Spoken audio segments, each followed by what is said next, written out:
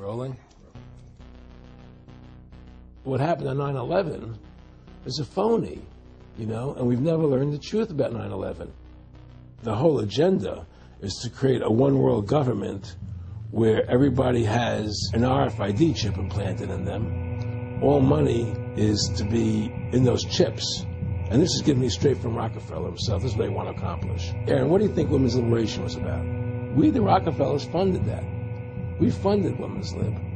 They do whatever they want to do. What we want doesn't matter anymore. It's their agenda, it's their plans that matter. They have all the money they want. They can make all the money they want. They have a machine that can make all the money. It's not about money. It's about control. It's about their vision of how they want to see the world. You hear George Bush saying democracy means freedom. No. Democracy equals New World Order. I believe God put me on this earth to be the best person I could be, and put everybody on this earth to be the best they can be. You have to stand up for what's right in life. And unless you do that, you're nothing.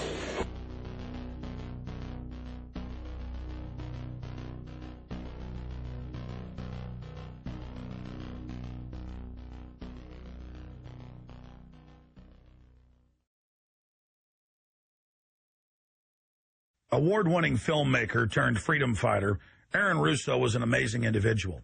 You know, he'd been battling cancer for more than 3.5 years when he began making America Freedom to Fascism, that he shot, directed, edited, pretty much on his own with just the help of a few people. An amazing individual. A long life of award-winning films, of hard work, and for standing up for the Bill of Rights and Constitution. You know, when we first went and shot this interview, I put it out on the web for free. But parts of it have never been seen. So here today, you're going to have a chance to see the in-depth interview, the final interview with Aaron Russo. But his important work lives on. You know, he made one of the definitive films exposing the elite that control this nation and the world, the private Federal Reserve. And the information he put out 2 years ago rings more true today than ever. And his film, America Freedom to Fascism, and Mad as Hell, and the other great works he did, just continue like ripples in a pond to light bushfires in the minds of men and women everywhere. So this film is dedicated to the one, the only, Aaron Russo. You rolling? I'm honored to be interviewed by Alex Jones, a truth seeker, fighting for justice in America. Alex charming is getting me all smiling. Aaron, when did you start to think something was wrong in the world, or start to find out about the whole banking cartel and the Federal Reserve System, the New World Order? Well, that was a progression of events. I've always been a very independent person, always believed in individuality, and that we were put on this earth to be unique individuals to fulfill our God-given potential, and that the only way to fulfill your potential is to be free, to find out who you are, and to make your errors, to make mistakes. And as I grew up, I began to realize more and more the government was inhibiting me in things that I wanted to do. And what happened, I was very successful in the ladies' lingerie business. I worked for my dad. He had a small undergarment business. And I created the first ladies' bikini panties back in 1963, actually. And then I opened up a nightclub in Chicago called the Electric Theater that opened up the day Martin Luther King was assassinated. All right, and so the city of Chicago was in flames the day my club opened, and nobody came out to the club. And well, what happened was that that was the year of the Democratic Convention in Chicago in '68, and so my club became a hangout for the hippies, you know, and because they wanted to go to Chicago and protest what was going on. And I was having a concert at my club one night to raise money. And the police raided the nightclub, my club for no reason at all. And I was standing outside in my office overlooking the street, and I saw all these paddy wagons pulling up in front of my club. And I was a 24-year-old kid. You know, I had no experience at all, really. So what are these paddy wagons doing here? And then I saw all these cops getting out of the paddy wagons coming into my club. I said, oh my God, they're raiding me. And so I ran down to the stage, and I got on the stage, and I stopped the band from playing, and I said to the people in the audience, we're being raided, you know, so sit down on the floor, cooperate, you know, and pull out your identification and cooperate with the police. And as I said that, two of the cops from behind threw me onto the floor and grabbed me and started dragging me out of the club. I'm going, you know, victory, victory. You know, I'm playing it for all it was worth at the time. I was a kid. And then I saw the fire department there. And the fire department was dumping garbage cans, the garbage all over the floor. And I thought to myself, well, why are they doing that? You know, very quickly as they were dragging me out. And I didn't quite understand it. So they threw me into the paddy wagon. As I got into the paddy wagon, one of the cops grabbed my testicles from behind and squeezed. And I went into the paddy wagon in gigantic pain. And the next person that came into the paddy wagon, the cop, as he was stepping in, the cops took the billy club, smashed him on the head with it, and just split his skull. You know, for no reason. I mean, there was nothing wrong. So that was kind of your wake-up. That was my awakening. It's like, what is going on? I thought this was America. So I initially blamed it on Chicago and made a daily thing. It was Chicago. And anyway, it was the headlines of the newspapers the next day. You know, there was my picture in the newspapers, the headlines, electric theater short-circuited, it was raided. And in the article, they went ahead and they said that the reason they raided the club was because the fire department came there and saw it was messy, full of garbage, and the hippies started attacking them, which was totally not true. Those dirty hippies? It was totally false. You know, it was a complete fabrication. So they ran a false flag on you. They framed you. Yeah, of course. You know, and I was in shock. I said, people lie like that? People actually do these things? I couldn't believe it. You know, it was an awakening to me. And I went on television. I told people on television that they lied. Nobody cared. Nobody cared what the truth was. You know, it was shocking to me. And then a week or 2 weeks later, I forget exactly what it was, two cops come to see me, a lieutenant and a sergeant, a captain and a sergeant. And they said, Mr. Russo, we're sorry if you got hurt that night at the club in the raid, but we're here to tell you that if you want to keep the club open, it's going to take $2,000 a month, and we're going to come see you once a month, and whenever we have to raid you, we're going to call you, you know, and we'll let you know we're going to come in tonight and raid you. This was mafia. Well, the police mafia, you know. And actually, it was actually more interesting that they said, listen, there's the A plan, there's the B plan, and there's the super deluxe plan. And this one, of course, each one, of course, that much money a month. Which one do you want? What was the super deluxe? That's the one I took. That was a $2,000 a month plan. And I took that plan, and I paid them $2,000 a month, and they left me alone. And whenever they were going to raid the club, they would come there, we're going to have a phony raid tonight, you know, just to look good for the people in the neighborhood, you know. So that was your first big education? That was my education into corruption in government, you know. But I really thought that was basically Chicago. I didn't realize it was the whole country was like that. And so that was my wake-up call, that people lie and cheat and steal. And I thought everybody was always honest and nice and decent. And I had no idea about any of these things. Well, what happened with me was that they finally one day they came to me and they said, look, we can't take your money anymore. I said, why, what's up? What's going on? I said, we have to close your club. There's elections coming, and the aldermen in the neighborhood don't want you open anymore. So we can't take your money. So I had to go to court and fight them, and they were trying to close the club. And then one night there was a fire, and the club never reopened again. The club just closed, and that was the end of the club. And they burned me down. And that was the end of my experience. And then I moved back to New York, where I met Bette Midler, and I ran into her at a little nightclub she was playing called the Improv, and I thought she was fabulous. And through a series of events, I began managing her. And as soon as I started managing her, her career took off like a rocket. You know, it was just fortuitous, I guess. And we became very, very successful. And through managing Bette, I started producing shows on Broadway where I won the Tony. And I produced a television show where I won the Emmy with Dustin Hoffman and Bette, you know. And then I produced The Rose for her, where she got Academy Award nominations. And then that led me to producing Trading Places, which everybody knows. You know, I think it's the best Eddie Murphy movie. Well, it's a good one. I don't know if it's the best, but it's a really good one. And I'm very proud I made that movie. And so in my mind, I feel as if I've made a classic comedy in Trading Places. a classic musical in The Rose, and a classic documentary in Freedom to Fascism. You know, so I'm very proud of my work that I've done as a filmmaker. Aaron, why do you do this? What's the philosophy of your life? What do you think life's all about? I think the importance of life is to like yourself. If you don't like yourself, nothing means anything. To like yourself means you have to respect yourself. To respect yourself means you have to take actions that you respect if somebody else did them. And what's the point of living if you don't like who you are? You can have all the money in the world, and if you look in the mirror and you don't like what you see there, what's the point of it?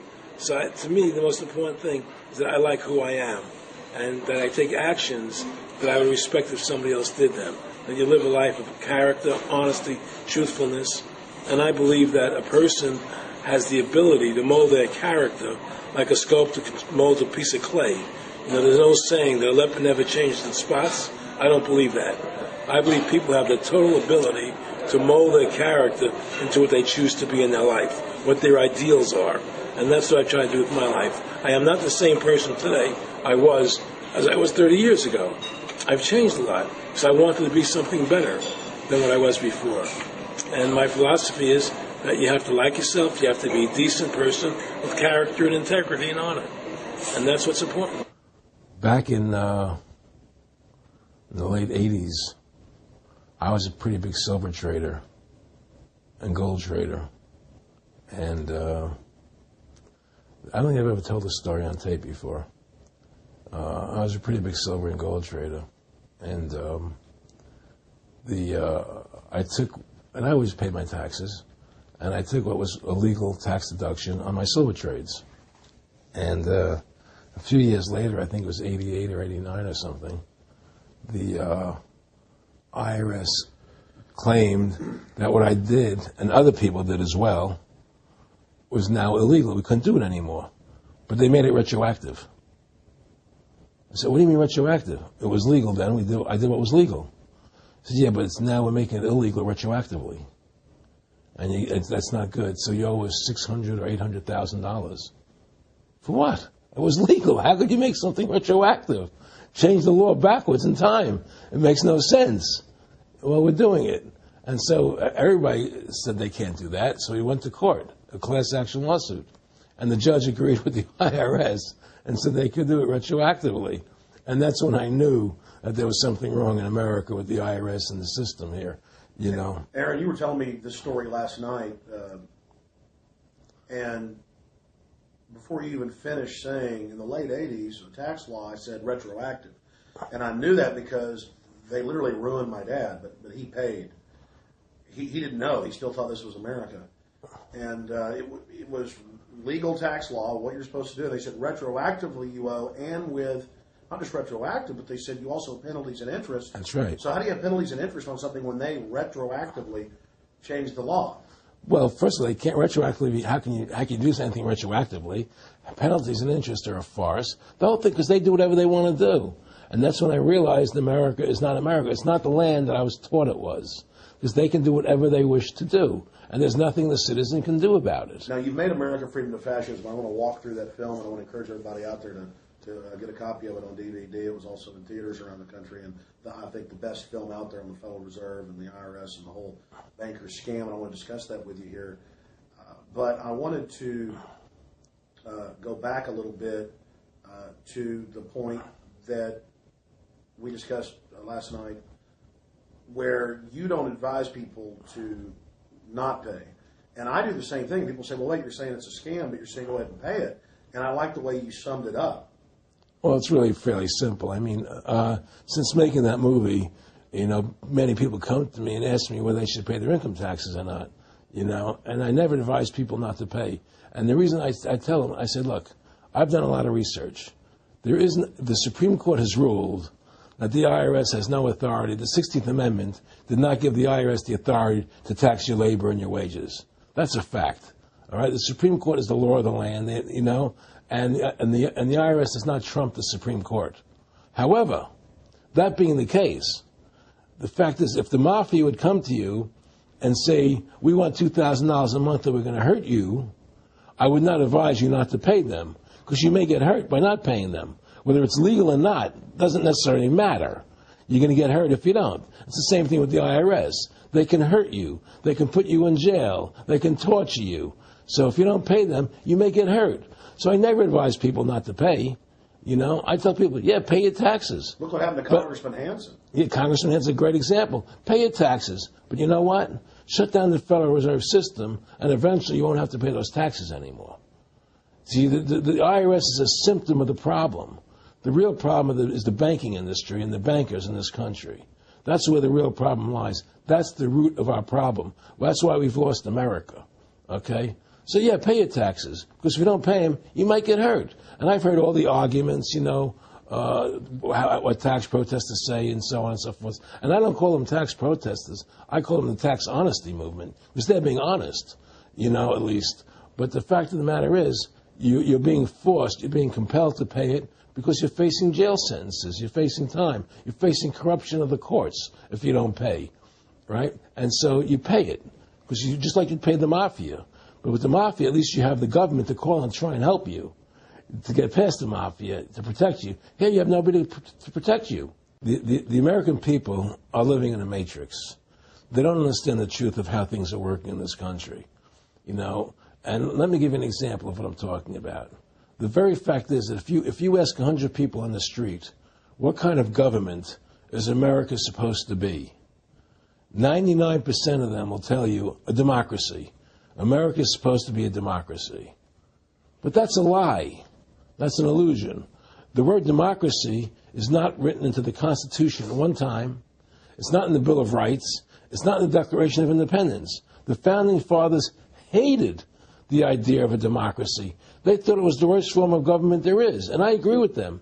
Because in a democracy, 51% of the people control 49% of the people. If you're part of the 49%, you're not free. America was founded as a constitutional republic. And in that constitutional republic that we have, 99% of the people can't take away the rights of 1%. You have your rights because you were born with them. You have God-given human rights that nobody can take away from you. The government, the majority, no matter who they are, I can't take away your rights. And that's what our founding fathers gave us. But the psychological operations that they do to us, they make us believe that we're a democracy and that majority rules, you see? And they want you to believe that. Because then they tell you this poll says this many want this and this many want that and this many want this. And it doesn't have anything to do with anything. Well, Hitler was elected. Hitler was elected. Hitler did everything legally. And in a constitutional republic, a minority is protected against a majority. Wasn't it Benjamin Franklin, to paraphrase, that said democracy is two wolves and a sheep voting on what's for dinner? Exactly. And then he also said in a republic, the sheep would have a gun to protect himself. You know, and that's the truth. America's not a democracy, but you ask the most intelligent people what form of government America is supposed to be, they'll say democracy. Because that's what they've been brainwashed. They've been psyoped into believing that. They believe that we're in Iraq. They believe we're in Iraq to promote democracy. The word democracy, you hear George Bush saying democracy means freedom. No, democracy equals New World Order. Democracy equals slavery. The word democracy is not synonymous with freedom. It's the opposite of freedom. Democracy is the worst form of government you can have because it's majority rule. And the government can tell you exactly what they want to tell you to do because the majority wants it. I don't care what the majority wants. I live my life as I choose. And if I don't commit violence, theft, or fraud against another human being, I can live my life as I wish. That's my choice. And if I'm allowed to make mistakes, because when you make mistakes, you learn from them. You grow as a human being. We're put on this earth to become the best individuals we can be, to fulfill our God-given potential. Right? We're not here to put on this earth so that the government can tell us how to live our lives and what we must do. We put into these systems and these paradigms. No. The same thing in health. You know, if you're sick, you have to have a certain protocol. Nonsense. You know, be individuals. Think for yourself. Have critical thinking, you know. And so what's happened is that because they've taught everybody that we're a democracy, which is not true, now, so then in 1913, they bring the Federal Reserve System into being, right? And now you have this Federal Reserve System, which then in 1913 got the right to create money for the government, when before that the government created its own money. Now the government, when it needed money, had to borrow it from this private bank called the Federal Reserve, which is a private bank owned by individuals, incorporated in Delaware. And so what happens is now the government borrows money from them to fund the government. Then the government says, well, we have to pay these people interest. How are we going to pay them interest? Let's impose a tax on the labor of the American people, which never existed before, to pay the interest to the bankers. In fact, in 1980, Ronald Reagan said not one red cent of your income tax money goes to run the country. It all goes to the Federal Reserve. Well, it was the Grace Commission report that said that not one nickel goes to the infrastructure of the country. And I guess Reagan quoted that. Then. Right. And so, but the point I'm trying to make is that by creating this Federal Reserve System, the government now became dependent on these private banks for money. And they started taxing us, you see. And so now what happens is that in 1935, I believe it was, Social Security started. And they gave you Social Security cards, said not to be used for identification, the Social Security number right on the card, right? And through Social Security, they started deducting money out of your paycheck. That was the first time they were ever could take money out of your paycheck, because people agreed to it because they thought it was going to their retirement fund. And so then when they instituted the income tax again, they started taking money out of your paycheck because Social Security could do it. And then they could do it again. You see what I'm saying? And so now they've even taken control of the tax payment itself. I mean, literally like you're a slave. They're taking it right there when you make it. Exactly. They don't even trust the public enough to send them a check. Right. So they take it out automatically because they know people aren't going to want to pay it. So what's happened is that through the implementation of the Federal Reserve System, the government has become vested in these bankers, and they get their money from the bankers. And so then they impose a tax on us, which makes us more slaves, makes it more difficult for us to survive, right? Giving them more profits. And now what's happened is that through the Federal Reserve System, the bankers have pretty much taken control of our government. It doesn't matter Republican and Democrat anymore because they're both the same. Neither one of them are talking about shutting down the Federal Reserve System or stopping the payment of taxes, or any of the big issues that face Americans, right? So I had a friend, Nick Rockefeller, okay, who was one of the Rockefeller family. And he, when I was running for governor in Nevada, he came to me, introduced himself to me through an attorney, and we became friends. We started talking about things, and I learned an awful lot from Mr. Rockefeller. And one of the things that we used to talk about was the ultimate plan of the banking industry, what they wanted to accomplish. And the goals of the banking industry, not just the Federal Reserve System, but the private banks in Germany and England, all over Italy, all over the world, they all work together. They're all central banks, and they're all part of the Communist Manifesto. Central banking is one of the major planks of the Communist Manifesto. We talk about America being a capitalistic country, but yet at the same time we have a central bank that plans everything for us, right? And the graduated income tax is another plank of the Communist Manifesto, right? So right there you have two major planks of the Communist Manifesto that have been brought in because of the Federal Reserve System, okay? So the ultimate goal that these people have in mind is the goal to create a one-world government run by the banking industry, run by the bankers, and they're doing it in sections. The European currency, the euro, and the European Constitution is one part of it. Now they're trying to do it in America with the North American Union, right? And they want to create a new currency called the Amero, right? And the whole agenda is to create a one-world government where everybody has an RFID chip implanted in them. All money is to be in those chips, right? There'll be no more cash. And this is given me straight from Rockefeller himself. This is what they want to accomplish. And all money will be in your chips. And so instead of having cash, anytime you have money in your chip, they can take out whatever they want to take out whenever they want to. If they say you owe us this much money in taxes, they just deduct it out of your chip digitally. Total control. Total control. And if you're like me or you, and you're protesting what they're doing, they can just turn off your chip. And you have nothing. You can't buy food. You can't do anything. It's total control of the people. And that chip's connected to a database that has your purchasing records, what you do. Everything. Everything is in there, you know? And so they want a one-world government controlled by them, everybody being chipped, all your money in those chips, and they control the chips, and they control people. And you become a slave. You become a serf to these people. That's their goal. That's their intentions. More than a decade ago, I began getting secret government documents, and we published them, where the feds were training the local police and the military that gun owners, conservatives, people that made frequent references to the U.S. Constitution were terrorists. That's a quote. But in 2009, it broke into the national media when we received the secret MIAC report from a state police officer, and that was in the state of Missouri, but the feds had written it, demonizing Ron Paul, people that wanted to end the Federal Reserve, people that wanted liberty and freedom.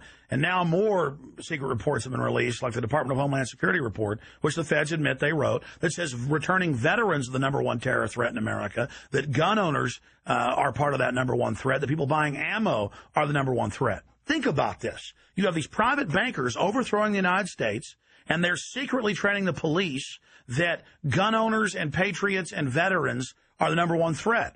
So they're saying the American people that follow the Constitution and Bill of Rights that will actually stand up against this tyranny are terrorists, because they are the terrorists. They are the criminals coming in with a corporate takeover, a hijacking of the nation. Eric, can you be specific about when you met Rockefeller, how it happened in these discussions? I met Rockefeller through a female attorney I knew who called me up one day and said, one of the Rockefellers would like to meet you. I had made a video called Mad as Hell, and he'd seen the video and wanted to meet me and knew I was running for governor of Nevada. So sure, I'd love to meet him. And I met him, and I liked him, and he was a very, very smart man. And we used to talk and share ideas and thoughts. And he's the one who told me 11 months before 9/11 ever happened that there was going to be an event. Never told me what the event was going to be, but there was going to be an event, and out of that event, we were going to invade Afghanistan to run pipelines from the Caspian Sea. We were going to invade Iraq, you know, to take over the oil fields, establish a base in the Middle East, and make it all part of the New World Order. And we'd go after Chavez in Venezuela. And sure enough, later, 9/11 happened, and I remember he was telling me how how you're going to see soldiers looking in caves for people in Afghanistan and Pakistan and all these places, and there's going to be this war on terror, which is no real enemy, and the whole thing is a giant hoax, you know, but it's a way for the government to take over the American people. He told you it was going to be a hoax. Oh, yeah. Oh, yeah. There's no question. He says, there's going to be war on terror, and he's just laughing. There's no, who are we fighting? I mean, why do you think 9/11 happened, and then nothing's happened since then? Do you think that our security is so great here that these people who pulled off 9/11, who were able to, can't knock down another plane? Come on, it's ridiculous. 9/11 was done by people in our own government and our own banking system to perpetuate the fear of the American people into subordinating themselves to anything the government wants them to do. That's what it's about, and to create this war, this endless war on terror. And that's why and that was the first lie. And the next lie was going into Iraq, you know, to get Saddam Hussein out with his weapons of mass destruction. That was the next lie. Now, specifically, this was a little over 6 years ago? This was 11 months before 9/11. Yeah. And Nick Rockefeller, who's a lawyer, he's become your friend over the previous years, and he's saying to you that there's going to be this big event, and then out of that we're going to have a war on terror, and it's just going to go on and on. Right. An endless war on terror without any real enemy. That you can never define a winner. And did he say that it's going to be perfect because you can't define an enemy? It just goes on and on? Yeah, because you can't define a winner. There's no one to beat, so it goes on and on forever. And they can do whatever they want. They scared the hell out of the American public Look, this whole war on terror is a fraud. It's a farce. It's very difficult to say it out loud because people are intimidated against saying it. Because if you say it, they want to make you into a nutcase. But the truth has to come out. That's why I'm doing this interview. The fact of the matter happens to be that the whole war on terror is a fraud. It's a farce. Yeah, there's a war going on in Iraq because we invaded Iraq. And people over there fighting, you know.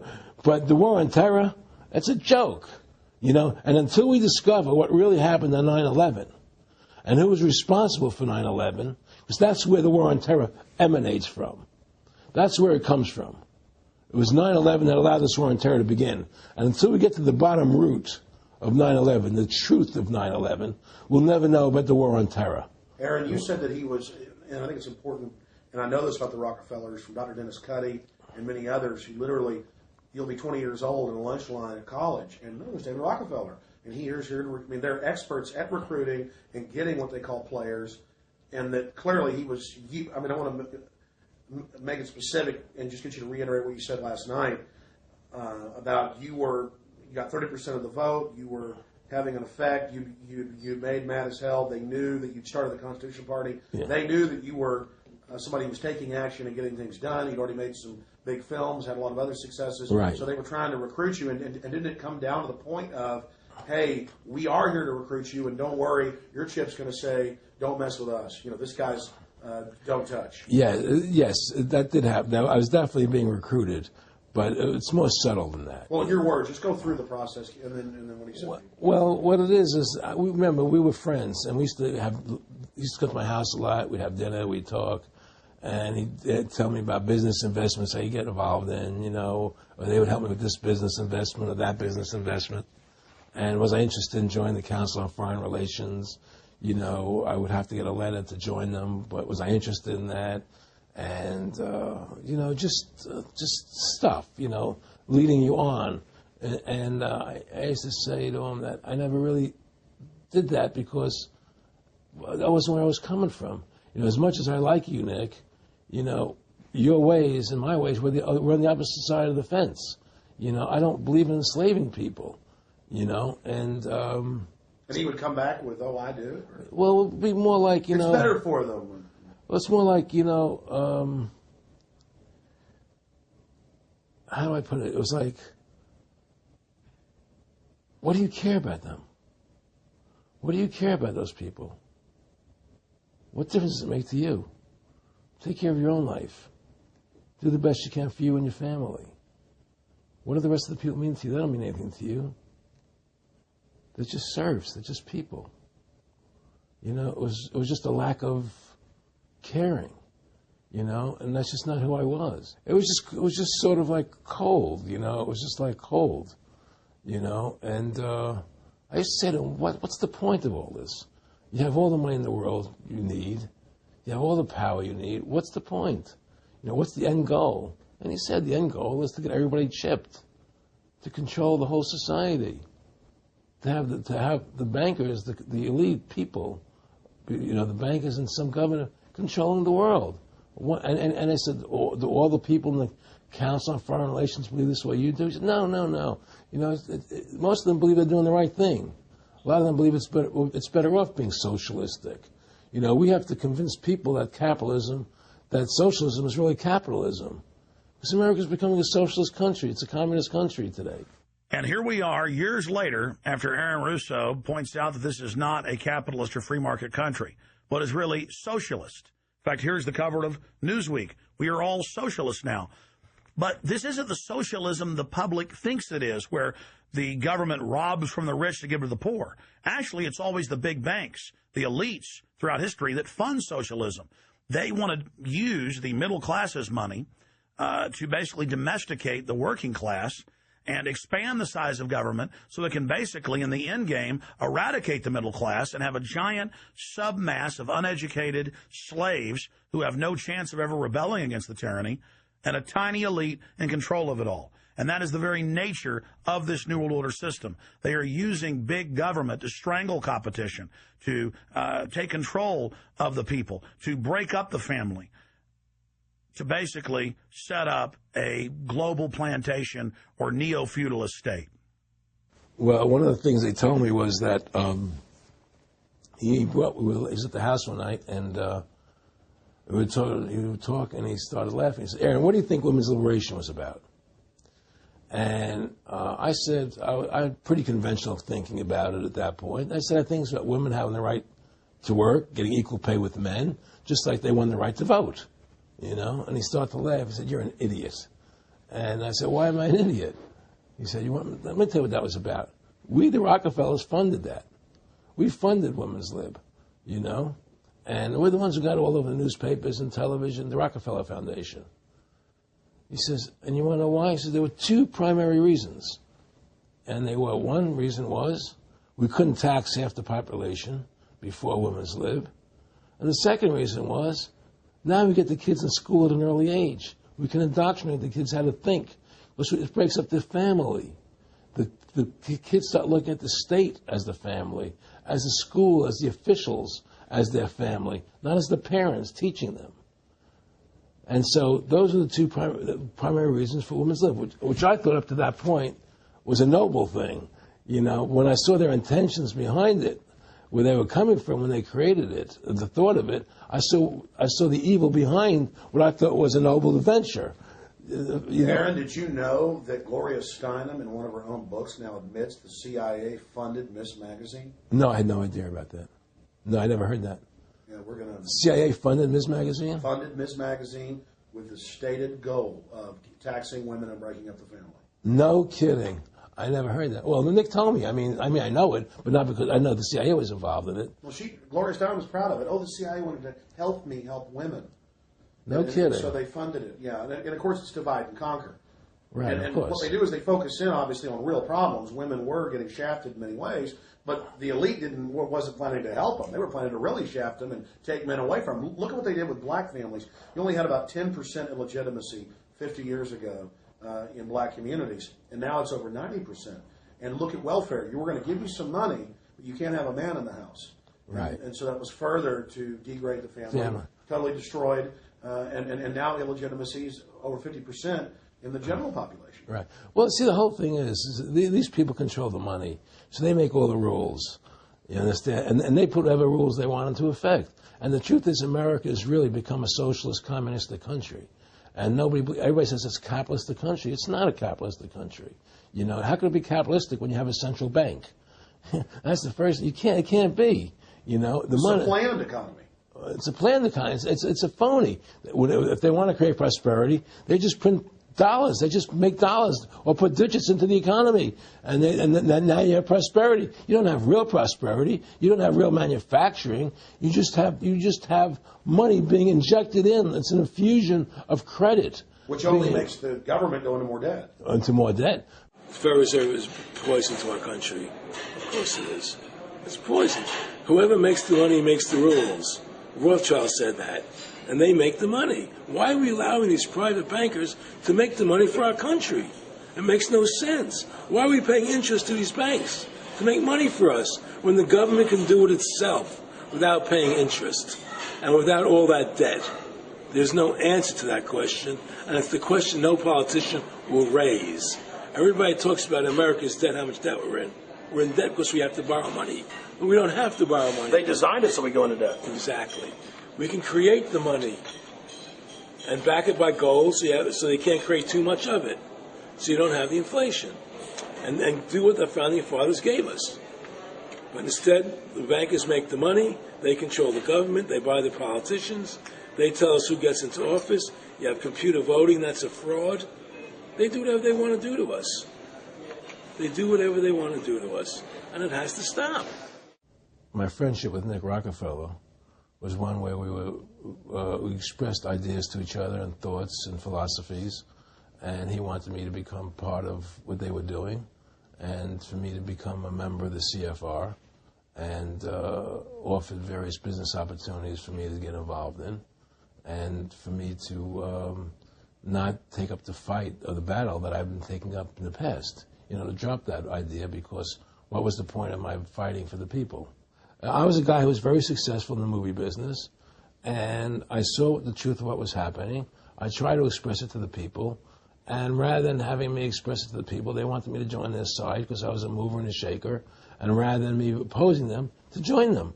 It was real simple. And he tried to recruit me into that situation, and I didn't go for it. Did he get angry when you didn't go for it? No. And, it's like, I remember one time he said to me, you join us, so you have an ID card, Aaron, you have a chip, and your chip will say KMA on it. And I said, what does KMA mean? He said, it means kiss my ass. And anybody stops you, a cop or whatever, and you show them your card or your chip, and they'll know to leave you alone because you're one of us. One of the central pillars of tyranny is that the establishment is exempt from the laws that they pass for the rest of us. We saw it in Rome. We saw it with Hitler.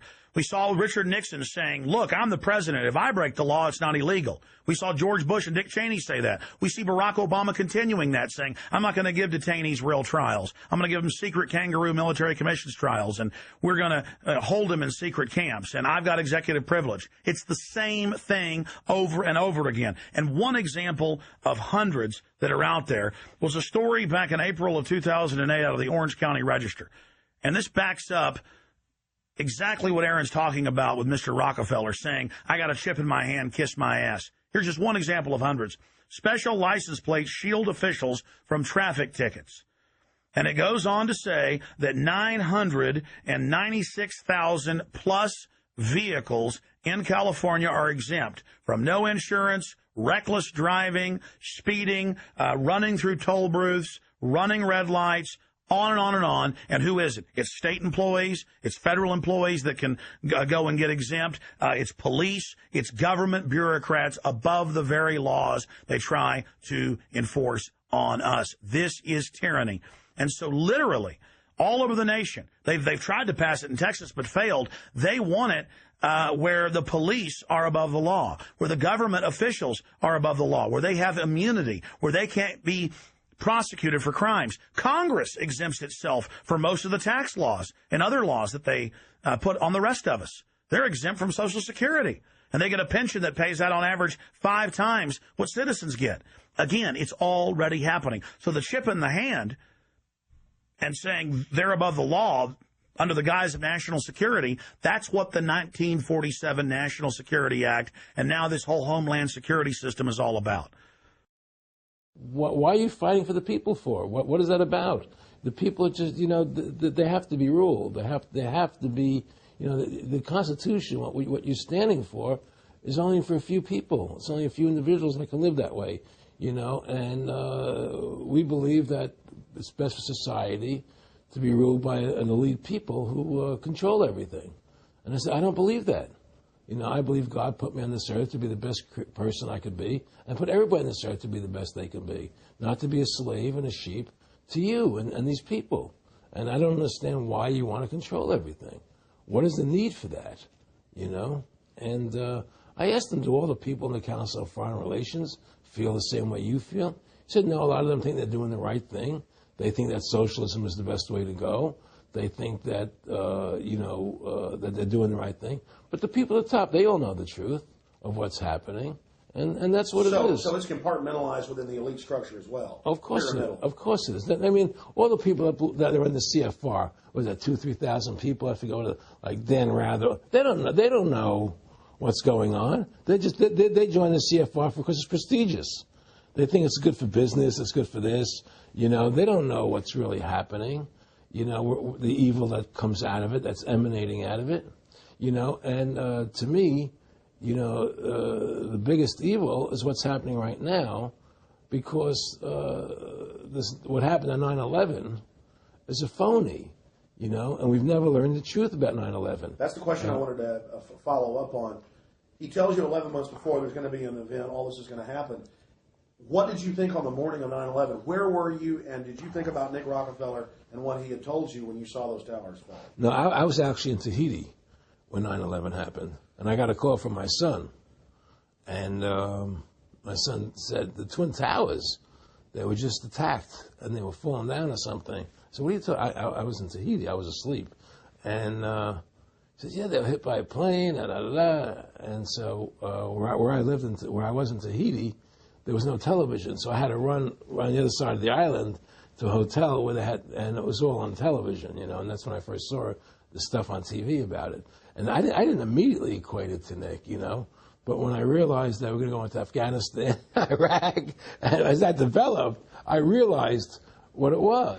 How could there be a war on terror and actually say that we're having a war against terrorism and leave the borders wide open? If you were the President of the United States, or I were the President of the United States, and 9/11 really happened the way they want us to believe it happened, the first thing you would do is shut down the borders so people couldn't get in the country to harm you. But they left the borders wide open because the bankers want the borders open because they want a one-world government. They want a North American Union. They don't want borders here. The 9/11 was only a manifestation. It was done to create a fear in the American public, right? So that we will obey what they want us to do. And take Richard Reed, the shoe bomber. Here's a guy who was 6'6", ugly as could be. I heard he smelled. Okay, he sits in coach on a plane, lighting matches to put his shoe on fire, surrounded by people. It's idiotic. If you were going to blow up a plane, you go into the bathroom, you close the door, and you put your shoe on fire. You're not going to sit there surrounded by people lighting matches on a no-smoking flight. They want you to believe this nonsense. It's ridiculous. 7/7's come out now, and the majority of the British people think it's an inside job, and all the evidence points towards it being an inside job. Yeah, I mean, what happened in England, London? Yes. All this is nonsense. It's just keep people in fear. It's this endless war on terrorism that doesn't really exist, so people will submit to whatever the government wants them to submit to. Searches, check your shoes, have ID cards, put chips in you, you know, where you become servants to the elite. That's what this is all about, you know. Restore America's republic to what it's supposed to be. Get the bankers out of our government. Get the bankers out of our government. Government should stop borrowing money from the banks. Government should make its own money, restore the republic, individual freedoms. That's what this country's about. And until we do that, we're gonna be slaves. I mean, to me, I see people like Bill O'Reilly on television, right? And I see how much they control the media. Like there's this girl on Bill O'Reilly the other night from an organization saying the world can't wait. And this girl was spot on. Everything she was saying was the truth. And all Bill O'Reilly could do was call her a lunatic. He couldn't challenge the facts. They just call people names. They can't. And until we just find that, look, this world, we're heading into a world of danger, possible nuclear wars, you know, because the banking industry is trying to take over the world. 9/11 is the beginning of the war on terror. That war on terror is leading us into Iraq, which is the next lie. So you had the lie of 9/11, how that happened. Nobody knows how Building 7 came down.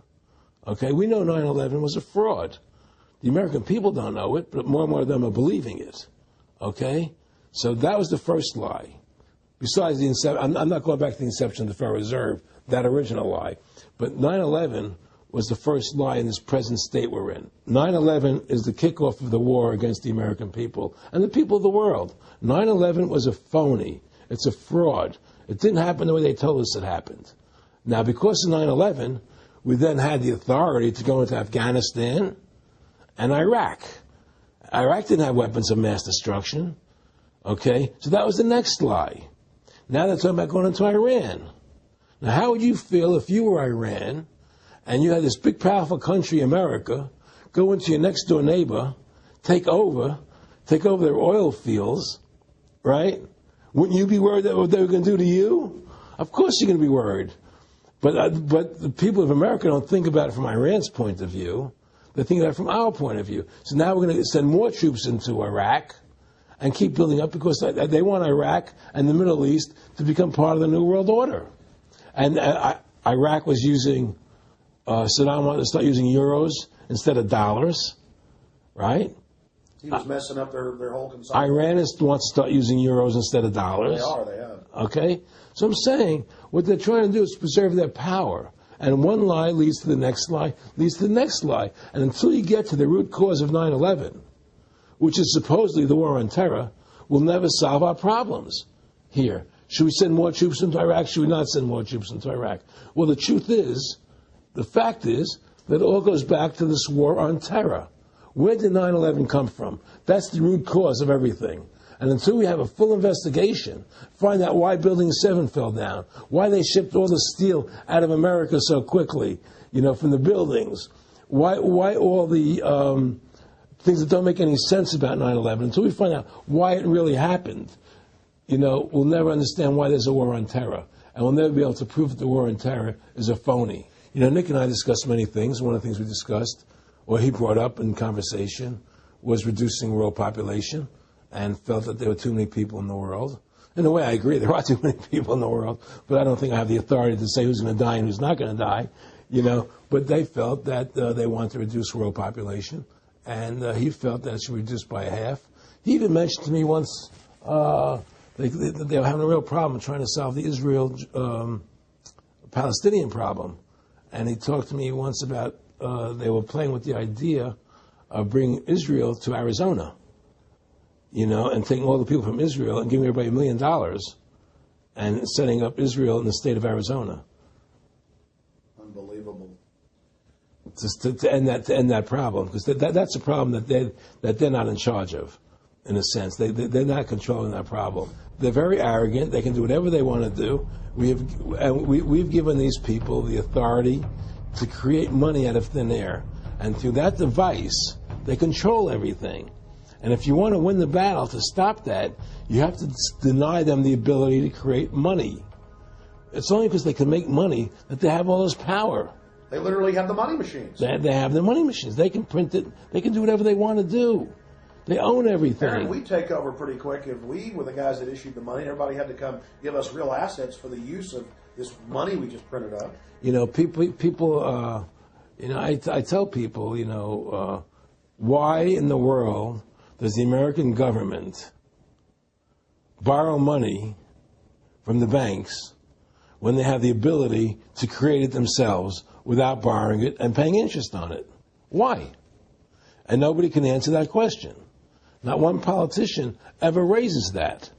Why does the American government borrow money when they can create it without paying interest? Well, we did create it up until 1913. And so people say, well, because if the American government does it, it'll create inflation. That's the answer. I say, well, let's look at it. The American government has the Federal Reserve do it, which creates the same inflation as if they did it. But also with the inflation, now you're getting massive debt. So with the Federal Reserve, you have inflation and debt. Now, if the American government made the money, backed by gold, which limited the amount they could make, you wouldn't have debt and you wouldn't have inflation. But inflation was only about 50% from the 1780s, I've looked it up, until the late 1800s. And then we have the central banks already trying to cause some panics, which they then used to push the Federal Reserve. And if we look at inflation since 1913 into 2007, it's exponential. In fact, $1 is worth about 2 pennies to what it was worth in 1913. Federal Reserve Chairman, former Federal Reserve Chairman Alan Greenspan, doubled the money supply from 2000 to 2006.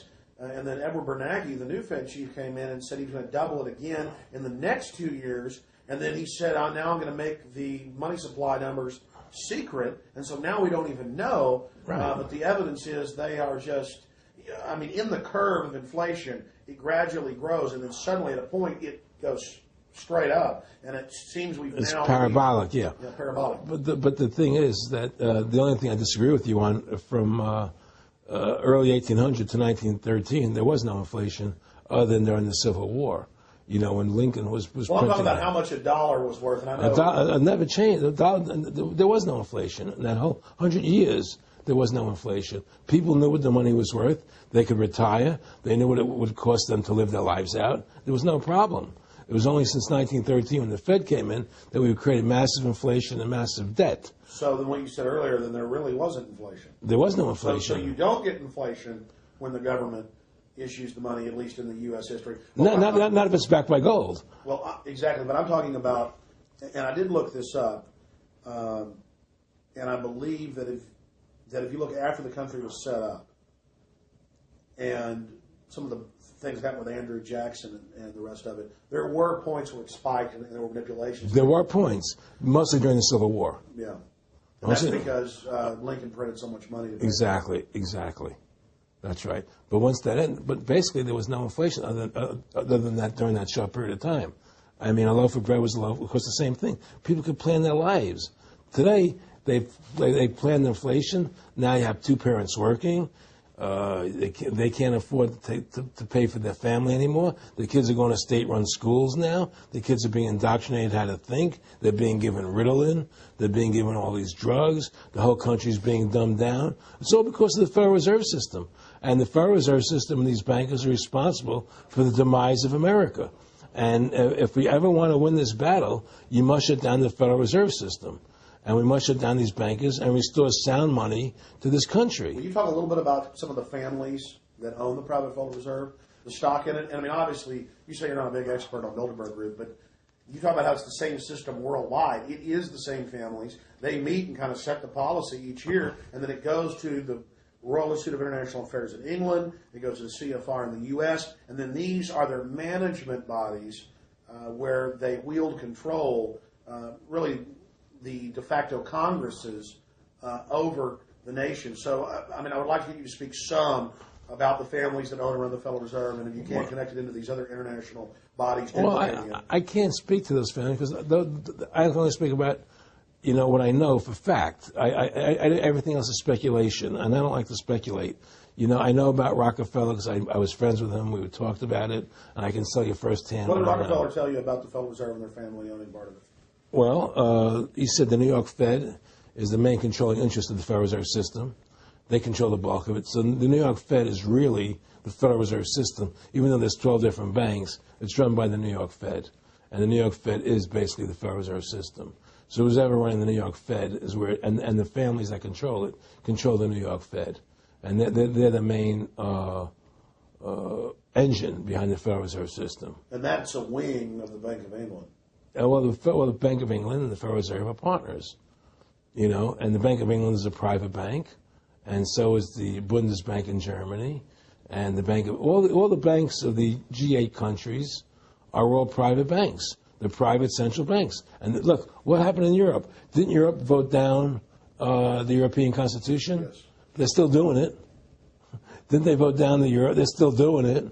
They don't care what the people vote. They do whatever they want to do. What we want doesn't matter anymore. It's their agenda. It's their plans that matter. Isn't that prima facie evidence of a tyranny?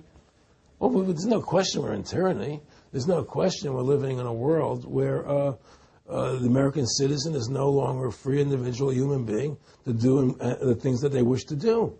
We're slaves, and it's getting worse. What do we got to do to bring these people down?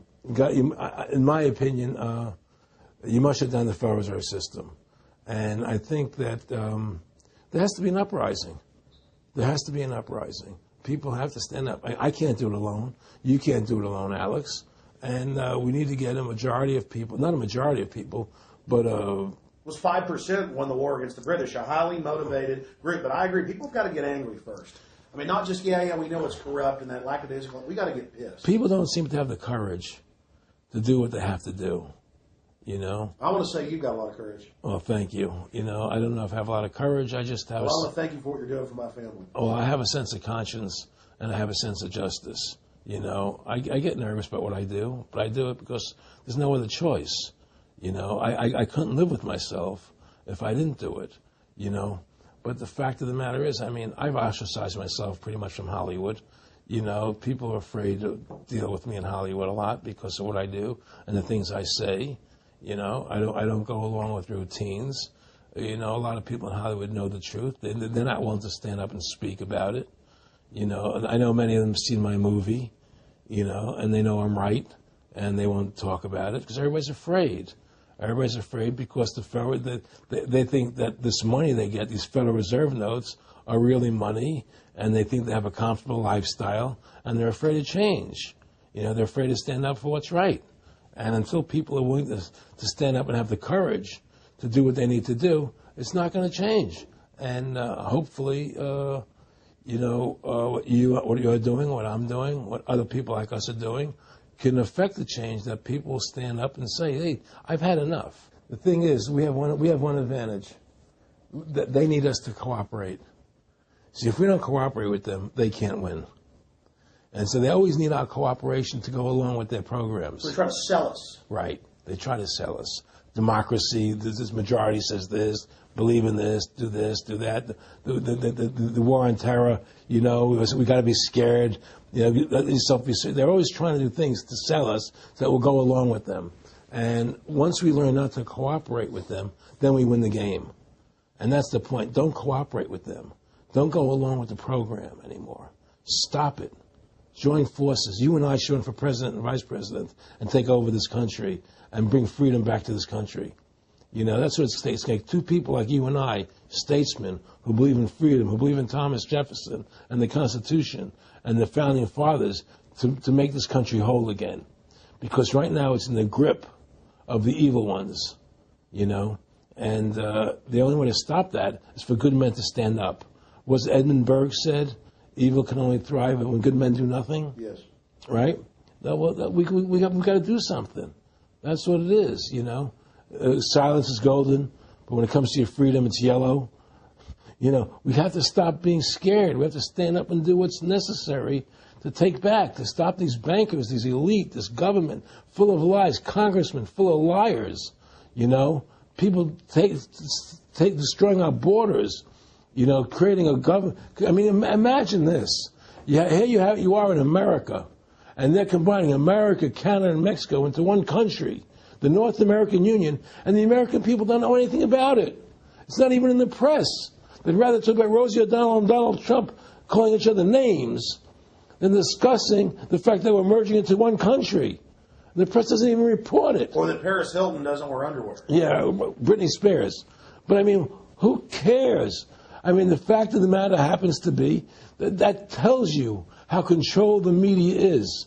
Here you are combining America, Canada, and Mexico into one country, and you don't see it in the press. Unless maybe it's Lou Dobbs. But you don't see it in the press. You just don't see it. It should be the top story everywhere. Everywhere, and not a word about it, really. Why? That tells you there's the evidence that it's controlled. They don't want the American people to know what's going on. That's why they don't protect our borders. That's why we're losing our Constitution, the very document that secures our freedoms. There is a rising tide against it. There is a rising tide, but we have to mobilize. We have to mobilize.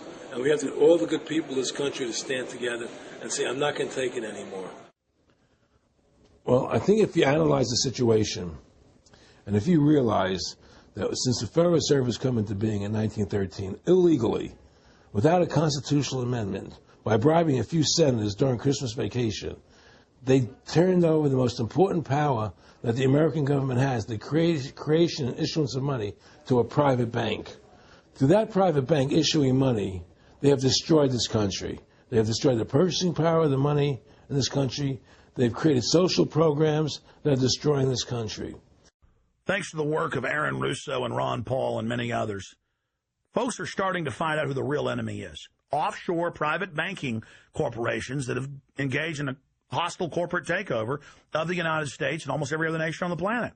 And the private Federal Reserve is their beachhead here in the United States. Ron Paul has introduced H.R. 1207 that at time of taping has over 87 sponsors just to audit the private Federal Reserve that arrogantly says it's above all U.S. laws and above all three branches of government and that no law enforcement can investigate them. How asinine is that? How above the law is that? How ridiculous is that? Everybody else gets audited. Nobody else is above the law but them, this group of plutocrats, this group of polycentric bankers that are setting up this neo-feudal world system. Now, they've taken over our government, both Republicans and Democrats. There's no difference anymore between the two parties. They control both parties. It doesn't matter to them which one wins, because who's ever running for president will be someone they anoint, okay? Whether it's Hillary Clinton or John McCain running for president next year, they're going to be people that are going to do what they want them to do. And the fact of the matter happens to be that you can't win an election unless you have enough money to win. They make sure who gets the money. The most important point is they control both parties. And the public continues to only focus in on the distraction of the left puppet and the right puppet instead of looking at the puppet masters.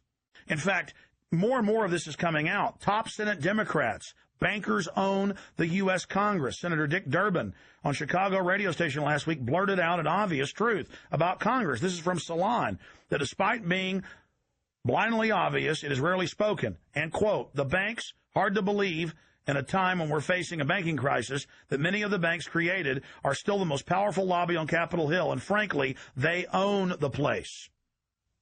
So there is one of the most powerful Democrats in the country, top Senate Democrat, saying bankers own the U.S. Congress. It's true. Let's admit it. Let's stop debating the two puppets they put out in front of us, the liberal puppet, the conservative puppet, and then every time we wake up to one of the puppets, they just replace it with another puppet. Let's look past the puppets to the puppet master above them that's controlling the puppets. That's all Aaron Russo and myself and Ron Paul and so many other people are saying. Let's get back to a culture of liberty versus tyranny, not this left-right diversion.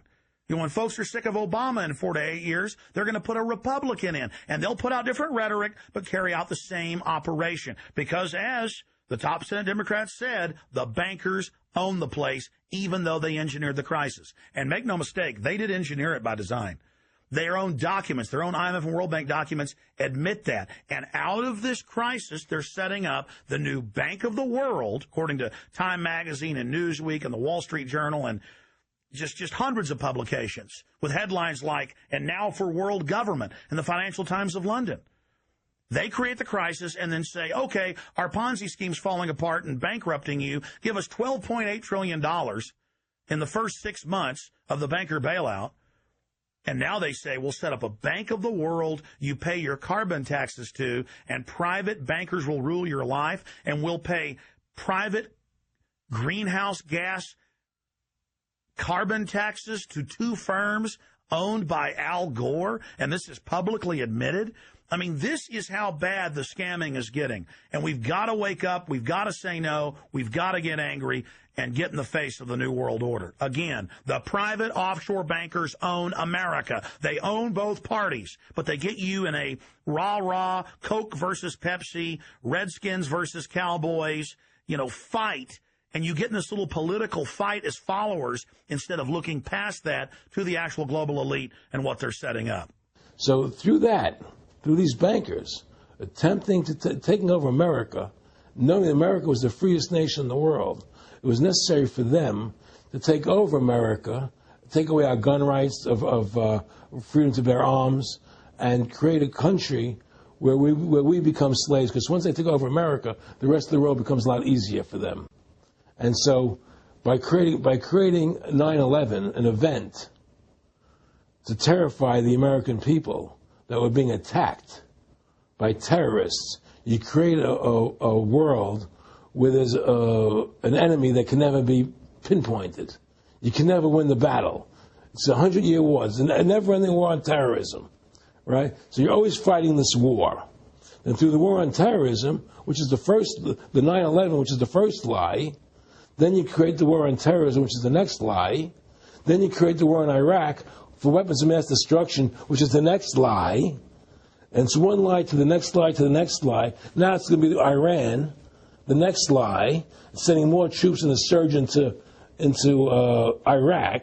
Think about what Aaron Russo is saying here. The war on terror is a war on the American people and the people of the world. You see, the elites always sell the public on tyranny by attacking a minority that's unliked first, or the outsider. Oh, we're just getting rid of the Bill of Rights and Constitution, having secret arrest and FEMA camps and the Military Commissions Act for foreigners. It's just for them. And now the federal government has been caught saying that gun owners, conservatives, people buying ammunition, they've been caught saying that returning veterans are the #1 threat to Homeland Security. And in a way, that's true. People that know about the Bill of Rights and Constitution and know that our country is being taken over and hijacked by foreign banks, I guess they are the threat to the criminals that have done this. That's all the New World Order is a private corporate takeover of the nation states, of the governments of the world. And then these private corporations bring in a tyrannical form of neo-feudalism that they call corporatism or fascism. Mussolini said that fascism should properly be called corporatism. And that's what it is. And they create the socialism to get control of the wealth and to control society. And then they pipe the profits to themselves. So they socialize the general public to get control of us, but it's private above us. It's basically just slavery. Now, think about what Aaron Russo was saying here, and it's absolutely true. This is a war on the American people. They build Homeland Security, they build the police state in the name of fighting foreign enemies, and then they flip it all around to use it against the American people and the MIAC reports and the DHS reports and the rest of it. This whole thing was set up for the people, and Aaron Russo nailed it. It's just one thing leading to the other, and it's always with the event. It's always in the point of taking over more countries, more dominance. You know, making sure the American dollar, making sure the G8 stays in control of everything. And what they want to do is to control the American people, control the people of the world, put RFID chips in everybody, so everybody's a slave to these central banks. Did you ever talk to Nick Rockefeller after he told you all this and then 9/11 took place? No. But he did. He told me that you're going to see men running around caves looking for Osama bin Laden. You know, you're going to see men looking for, these guys, and they're going to be, He told you it was all going to be bull. It's a phony. The whole thing is a fake. It's a fraud. Was he laughing, or was he just coldly saying this? No, it was more laughing. Cynical. Laughing. It's more like, how stupid everybody is. How stupid everybody. We can do whatever we want to do. Well, it is ridiculous. It's like with al-Zakari. They claim they killed him like 14 times. And they never said, well, we didn't kill him last time, but we killed him this time. They never even now they're like practicing being ridiculous. Well, what about bin Laden being in the American hospital, getting kidney help? Yeah. Right? In the American hospital. Yeah. Right? They could, if they wanted Osama bin Laden, they could have gotten him. Oh, yeah. He was right in the American, after the Cole. Well, every time our troops really would keep catching Taliban leaders, they would be ordered by the generals to let them go. That's come out in the newspapers, but only here or there. And they kept going, and then Pat Tillman was complaining about it, and then he got shot. I've talked to his brother. Oh, you did? And then he got shot, and there was a big hero charging Al-Qaeda. No Al-Qaeda, somebody shot him in the back. Look, we're dealing with complete evil. We're dealing with complete evil. And until the American people wake up and say, we don't want this evil in our country anymore, and we want to come back to a country of decency and goodness and integrity and honor, we're going down that road. And that's what it's going to take. It's going to people to stand up and say, we don't want to live in this kind of a world anymore. I believe we should pull all our troops out of Iraq. I believe we should leave other countries alone. Let other countries live their lives the way they choose to. Stop trying to spread democracy around the world, which is the worst form of government there is anyway.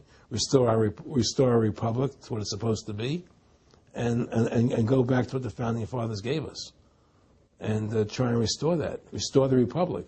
Like the point of everything is that we have to mobilize. Each one of us. You and I can't do everything, Alex. You and I may be leaders. We may be out there, and people listen to us, what we have to say, and follow us. But the truth of the matter happens to be, it takes all Americans to stand together, to stand tall, to mobilize and say, we're not going to take this anymore. I'm mad as hell. I'm not going to take it anymore. We're going to stand up and fight the battle. And you and I can't do this alone. We're just leaders of the thing. But other people have to join in with us and stand side by side, shoulder to shoulder, and say, I'm not going to take it anymore. That's what it's going to take to win this effort, and to stop cooperating with the government and with all their rules and regulations, and to wake everybody up, to hand out DVDs of my movie, to hand out DVDs of your movie, to educate everybody to what's going on. Well, if you don't fight the corruption and you don't stand up for what's right in life, you're going to end up being a serf and a slave, and you're leaving your children a world that you wouldn't want to live in yourself. So how can you, in decency, behave that way? You have to stand up for what's right in life. And unless you do that, you're nothing. Well, freedom and liberty is what people really want, and it's time to stop the duplicity of the government from lying to us. You see, many people know the truth of what's happening in this country. They know the truth, like the numbers you gave about 9/11. But they're afraid to stand up. People have to find their courage and stand up and say, I'm not going to take this anymore. I know the truth, and it's like they create a situation where if you tell the truth, you're considered a lunatic. You know, in other words, if someone goes on a TV show and says 9/11's an inside job, oh, you're an idiot, you're crazy. They call you names. You can't be afraid of that. Well, it doesn't work anymore. I mean, they have no facts. Just calling you crazy doesn't make you crazy. Well, we know that. They also go get kooks who are kooks to put them on and then say they represent us. That's right, exactly. Another tactic. Exactly. And Bill O'Reilly's great at that. Sean Hannity is great at that. They just put people on who they can dominate, you know. But why do you think guys like that, they're not stupid? I mean, I've talked to people that know. They know the truth. Why do you think they decide to join the evil? That has to be in their hearts. I mean, I had the opportunity to do that, and then in my heart I couldn't do it. So it has. But I mean, how could you or I consciously be involved in something like putting AIDS virus in black Africans' vaccines? I mean, what the hell? I mean, it's like we're not good guys either. I mean, I don't think I'm like some special perfect person.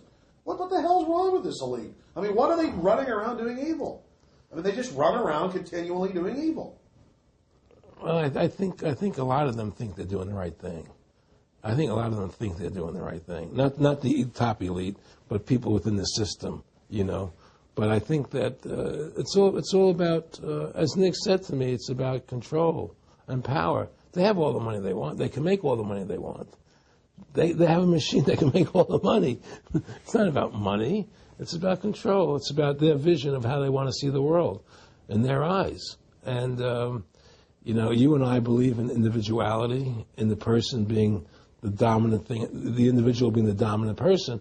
Today we live in a world where institutions are dominant, not people. You know, the American, you know, we the people, by the people, for the people. Now it's we the institutions, by the institutions, for the institutions. People are secondary. It's all about corporations and institutions. And the Federal Reserve is the biggest institution in the world. You know, if you ask somebody what's the biggest corporation in the world, they'll say Google or Walmart or Exxon or something. But the biggest corporation in the world is the Federal Reserve System, right? And all the other corporations feed off the nipple of the Federal Reserve System. Well, it's like the Monopoly game. The bank always wins. It has unlimited money. It's not the people playing on the board. Exactly. The bank owns the board, the box, the shelf it's sitting on. But that's because you gave them the ability to make the money. You have to take that away from them. We need to take the bank away from the private bankers. Exactly. You have to take the creation of money away from the private bankers, and you'll solve 95% of your problems. Well, let me look at America. 10% growth rates every year like China's having right now. The U.S. had 10% growth rates until the Federal Reserve took over. And then if you look at that, it all starts really going downhill from there. Well, they destroyed the American worker. What they've done, here's what's happened. The Federal Reserve has created this massive inflation in America, which means that the American worker has to keep making more money to keep up with the cost of living. The more money they make to keep up with the cost of living, the less competitive they become in the world economy. So now what happens is we have to pay our workers so much to keep up with the cost of living, say, well, screw the American worker, let's go overseas now and get the cheap labor. But really, that's a war being waged against the middle class. Of course the bankers print the money. Really, this is a war being waged against the middle class. The bankers print the money. Everything they're doing is about destroying any private pools of wealth or independence. Yeah, but what I'm trying to say is because of the inflation that they've created, they've now allowed other countries to outcompete us. You see, because other countries don't have to pay as much money as we have to pay here to our workers to survive. Yes.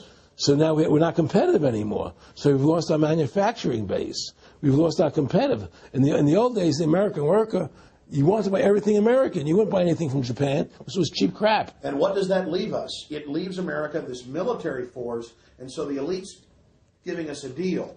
We'll continue to build up your military and give you homeland security jobs, shift your economy over to being the bulldog enforcer of the New World Order. Exactly. You can either do, and by controlling the economy, they force everybody into that position. That's exactly correct. That's exactly correct. And there's no more manufacturing here. We're a service economy. We do nothing. We provide nothing. We provide nothing to the rest of the world anymore.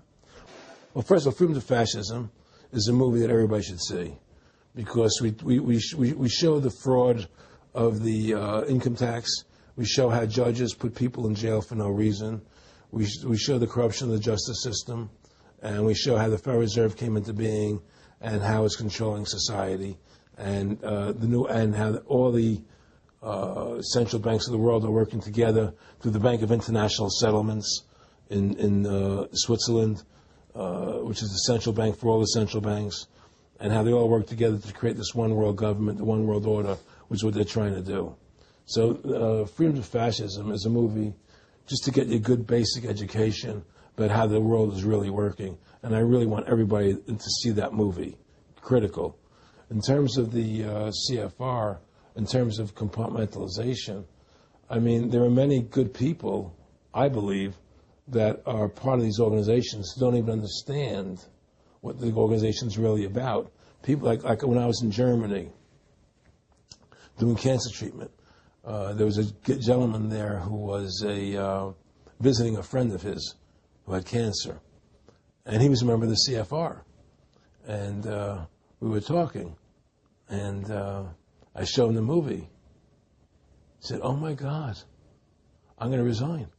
I had no idea this was what the CFR was about."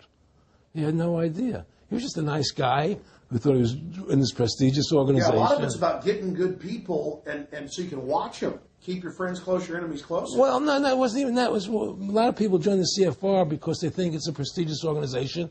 It'll help them in business, make good business contacts. They didn't have an understanding that the CFR is really about world domination, about how they and the Trilateral Commission, the Bilderbergers, all work together, with the banks to control the people. A lot of them don't understand that. They don't see the big picture. Oh, it's CFR, it's a prestigious organization. I'll meet this one, I'll meet that one. I can do good business deals out of it. It's just business to them. The CFR wants to get the people in there that have influence and power, and so they're part of that. So they're not opposing them, It's like the whole country today is becoming the haves and have-nots. You're getting the very, very wealthy, the middle class is being destroyed, and you're getting the poor people. Isn't this just a slick mafia that took over and uses fancy PR? Well, you can call it mafia, you call it whatever you want, but it's definitely a criminal organization. There's no question about it. But it's a criminal organization that has prestige, that appears to have what's the word I'm looking for? Class, style. It's like respected. It's respected. People don't look at it as being a criminal organization. That's what a great job they've done. People look at Alan Greenspan as being a hero. The maestro. What do you think happened with him in the late '60s? He wrote a big section, a chapter for Ayn Rand in a book, and he talked about how horrible the Federal Reserve was. We needed a gold standard. Now the bankers are robbing us. And then they literally came and said, "Oh, and you see somebody who made a deal with Beelzebub." Well, exactly. You make a deal with the devil. I mean, it gave him a chance to be one of the most powerful men on the earth, and it gave him a chance to accomplish things he never thought he would accomplish in his life other than that. And it's very seductive. It's a very attractive perfume.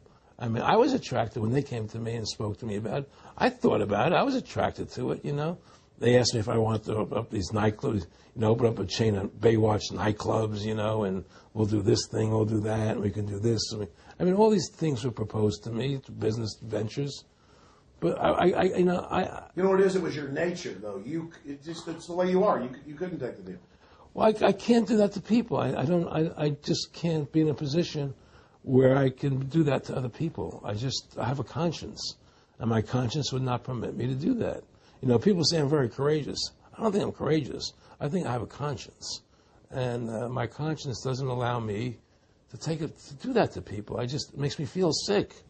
I just don't believe in it. No, I agree. When I do bad things, I feel bad. When I do good things, I feel good. Yeah, exactly. I feel the same way. And I mean, I don't know what's going to come out. I mean, I don't have that much money, but I've got some money. It's like, what more do I need? I can go on a trip if I want. I can help pay for my kids to go to school and have my wife, comfortable. I mean, how do I go out and screw people so I can have some more junk? Well, money's a funny thing. I was talking to Michael Eisner one day, and I said to Michael, you may have $1 billion, Michael, but they're all dollars. If the dollar goes bad, how much money are you going to have? you know. And that's the thing, you know. You know, everything is denominated in dollars. Everybody thinks in terms of dollars, but the dollar has no value. And then someday it's you know, everything returns to the mean. Well, really, the whole universe, financial universe we live in, is a matrix fraud. Yes, it is. And that's why it's going to come crashing at some point. And they're going to try and hold it up as long as they can. I mean, whenever they want to manipulate the markets, they can. If they want to send the price to go down lower, they can. If they want to send the stock market up, they can. They do that. There's no more free markets. You don't live in a society where free markets rule anymore. You don't live in a capitalistic society. You know. But meanwhile, they say it's capitalistic right. and free market all day, when really they're waging war financially and politically. Exactly right. Aaron Russo, I want to thank you for this interview. Anything else you want to add? No, I'm happy to do it for you. How about your website? My website, freedomtofascism.com. Go over there, take a look at it. You know, but just folks, you know, all I can say is, you know, take our country back, restore the Constitution. Don't let these bankers do this to us anymore. Stand up. Don't be afraid of them. And do what you got to do, you know. And I have plans in the works. And when I get over my problems, you know, we'll reveal them, you know. And well, I'll be supportive of that. Thank you, Alex. And listen, you've done a great job alerting people to the truth. And don't. In other words, don't be afraid to be ridiculed by these people. You know, if 9/11 was a phony, and I know it was, then stand up and say it's a phony. Don't be scared to tell the truth. Don't allow their their powers of trying to make you look silly to frighten you. What do you think of what Charlie Sheen did? I love what Charlie Sheen did. I was so respectful of what he did. I just applauded him. People saw right through that attack. They flipped the light switch when they went after him. Yeah, but they don't. You see, the thing is that more people don't come out and do it. You know, to build that wave. Charlie did it. I'm really proud of the guy. David Lynch did. But the media was smart and didn't bite this time. Right. I mean, a few people have, but they're not picking up on it because they control the media. James Brolin did on The View. I heard that as well. But again, they're not picking up. Barbara Walters looked like she's about to have a heart attack. But they don't pick up on it. You see, they don't allow it to go anywhere. You know, it comes if someone says something, they let it die. You know, but they keep perpetuating, you know, the war on terrorism. They keep perpetuating all these things that are lies. And because we've given the Federal Reserve the money-making power, they control the media, they control the government, and they're all in bed together. So you're fighting all this propaganda all the time. And it's a very difficult fight. Americans, mobilize. Stand together, stand tall. Tell the government you're mad as hell. No longer cooperate with the government. Do not accept the national ID card. Do everything in your power to restore freedom and your individuality back to America. Stop being a country run by the institutions for the institutions. Let's go back to we the people, by the people, for the people, as opposed to we the institution, by the institution, for the institution. Stand up for your individual rights. Stand up for the godliness that's in each and every one of us. Thank you for watching this historic interview with Aaron Russo. Please don't just stand down after watching this film. Research the private Federal Reserve for yourself. Realize it is the main head on the Hydra that we have to go after. Realize that we can fight the political parties all day, but until we go after the heart, the root of the problem, nothing's going to get better. We have this ruling class of private bankers that issue all this fiat currency, and they have committed unbelievable crimes and have the audacity to claim that they're above the law. Ladies and gentlemen, now more than ever, we don't have a choice. It's us or them. Either the New World Order is removed from power, or the world faces more wars, more tyranny, and a nightmarish police state carried out by these eugenicists.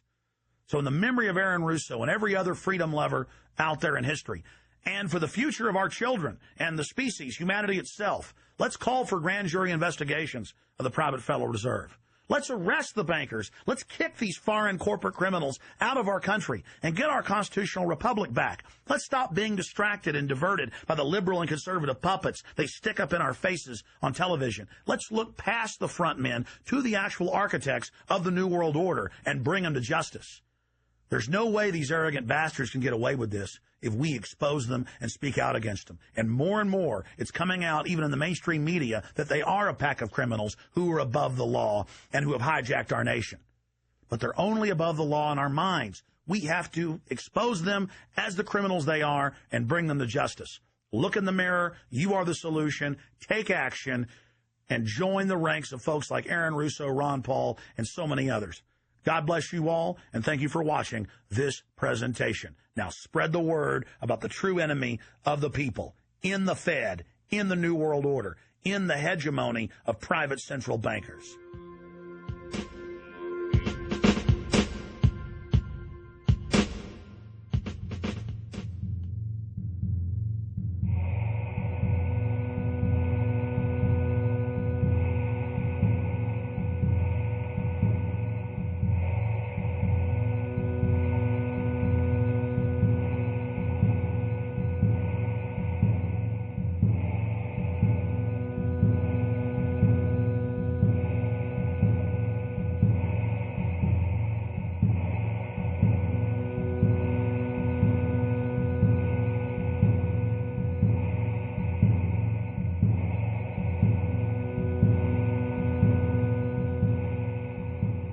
It is a big idea, a new world order. In the near future, Earth is dominated by a powerful world government. It's known as the Bilderberg Group. Could their objective be world domination? For thousands of years, their dark order grew. Now, as they hail the birth of the New World Order, their great dream of exterminating 80% of humanity is at hand.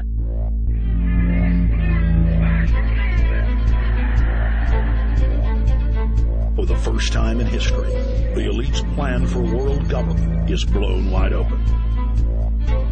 You will learn the secret that drives the entire New World Order agenda. Bilderberg is making great progress toward a world government, and only an educated, informed public can stop them in their tracks. Alex, it's Chalabi, eh? For the first time, all the pieces have been put together. The dots have been connected, and the picture is crystal clear. Earth's ruling elite believe they have discovered the fountain of youth. But before they can attain it, 80% of us must die. A psychopathic technocracy is establishing world government so there can be no escape from their plan.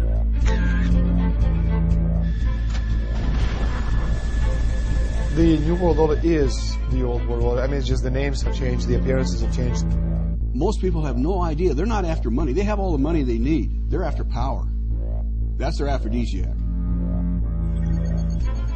I was pulled out of the plane in Munich. They interrogated me 4 hours. Some shots were fired. I need you to move off the property. Their great dream of exterminating 80% of humanity is at hand.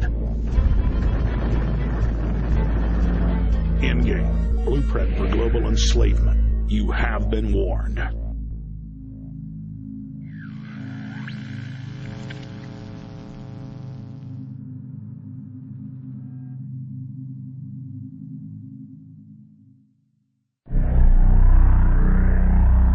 Obama is notoriously a liar. We need to go to where the real architecture of government is, and it's not in a president. Wall Street has hijacked Washington in broad daylight.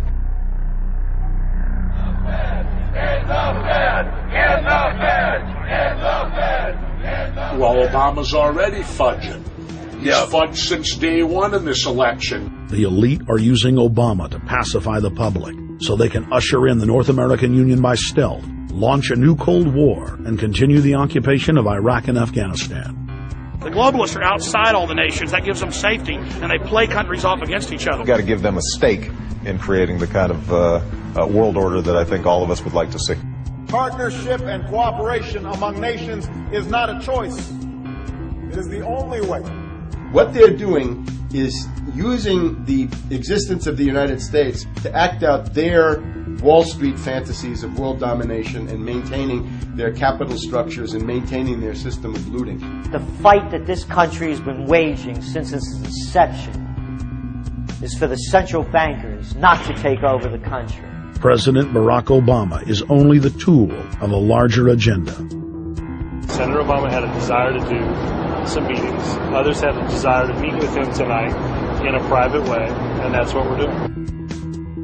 Presidential candidate Barack Obama was publicly criticizing the North American Free Trade Agreement in a bid for votes, but privately telling Canadian officials not to worry about it. If you talk to our generals, they are desperate for is a civilian counterpart to our military force. What do you call this thing where you get this false sense of gratification, but because a black man is in office, everything's going to be all right? No, everything's not going to be all right. So I know how unpopular it is to be seen as helping banks right now, especially when everyone is suffering in part from their bad decisions. I promise you, I get it. The Obama deception. The truth strikes back. Get your copy of The Obama Deception today at Infowars.com or download it in super high quality at prisonplanet.tv.